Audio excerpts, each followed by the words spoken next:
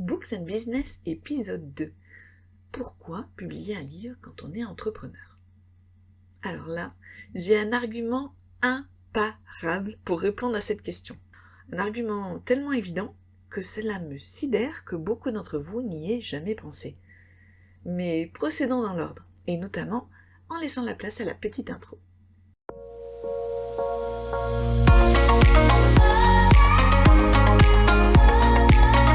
Bienvenue dans le monde des livres et de l'entrepreneuriat.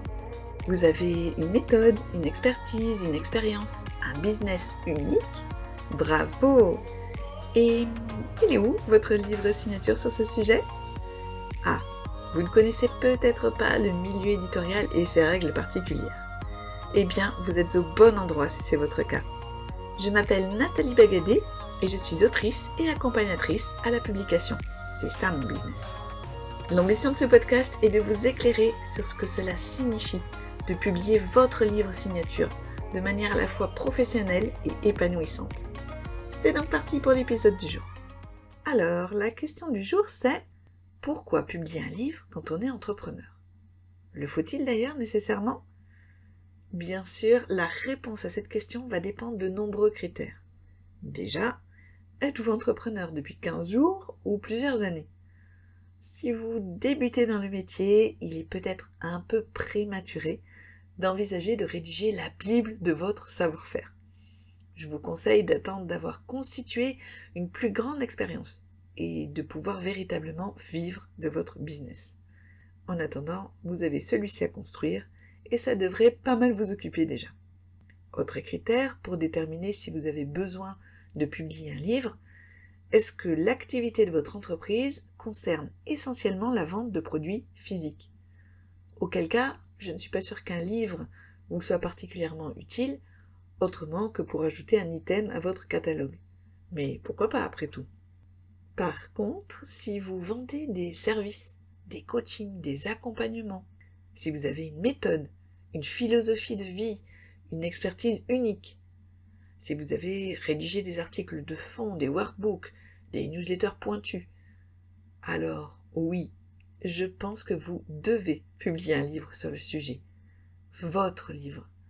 Un livre unique, avec votre point de vue, votre façon de parler, votre authenticité, votre parcours ou des exemples issus de celui de vos clients. Bref, votre livre à vous. Alors, j'en vois dans le fond qui ne sont pas entièrement convaincus. Peut-être un petit syndrome de l'imposteur qui refait surface, non? Ou tout simplement le fait que vous ne voyez pas pourquoi vous devez faire plus que ce que vous faites déjà. Après tout, vous donnez déjà plein de contenu via vos posts sur les réseaux, vos articles, coaching, formations en ligne, vidéos, newsletters. Bref, vous avez le sentiment que vous en faites assez. Mais mes petits padawans, c'est que vous oubliez quelque chose d'essentiel. Qu'est-ce que nous faisons tous, à un moment ou à un autre, en tant qu'entrepreneur?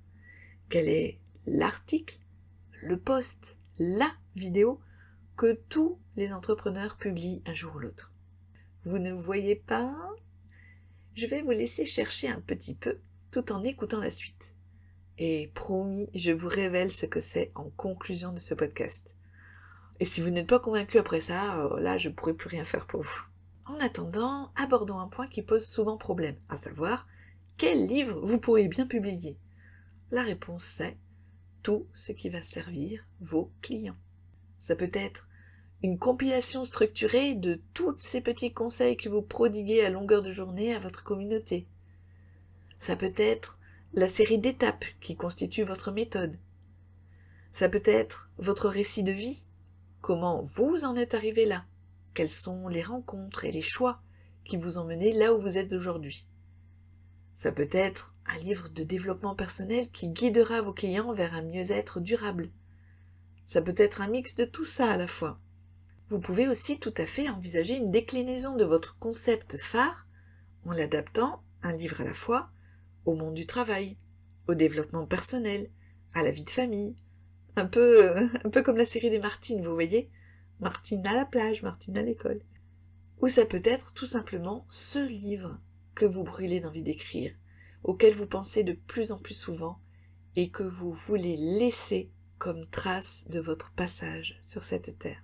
Moi, même si je souhaite vivre encore de très très nombreuses années pour achever tous ces beaux projets qui peuplent mon esprit, je sais que si je devais d'ores et déjà m'en aller, une partie de moi resterait présente, grâce à chacun des livres que j'ai publiés. Et ça, je peux vous dire que c'est un sentiment très fort et plutôt réconfortant. L'important dans tout ça, c'est d'être entièrement vous-même. Vous ne publiez pas une méthode, vous publiez la vôtre. Et ça, personne ne pourra le faire mieux que vous. Alors, vous vous demandez peut-être à ce stade ce que cela va vous coûter de publier votre livre. Je vous raconterai tout ça, chiffres à l'appui, dans le prochain podcast. N'oubliez pas de vous abonner si vous ne voulez pas le rater. En attendant, je vous ai toujours pas révélé mon fameux argument imparable pour vous inciter à publier votre livre. Cet atout que je garde dans ma manche depuis le début de ce podcast. Permettez-moi d'intercaler la traditionnelle annonce de fin avant de vous le révéler. Merci de votre intérêt pour Books and Business.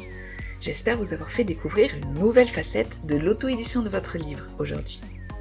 Comme toujours, ce podcast a été très chouettement mis en image par Anne Bosquet, facilitatrice graphique.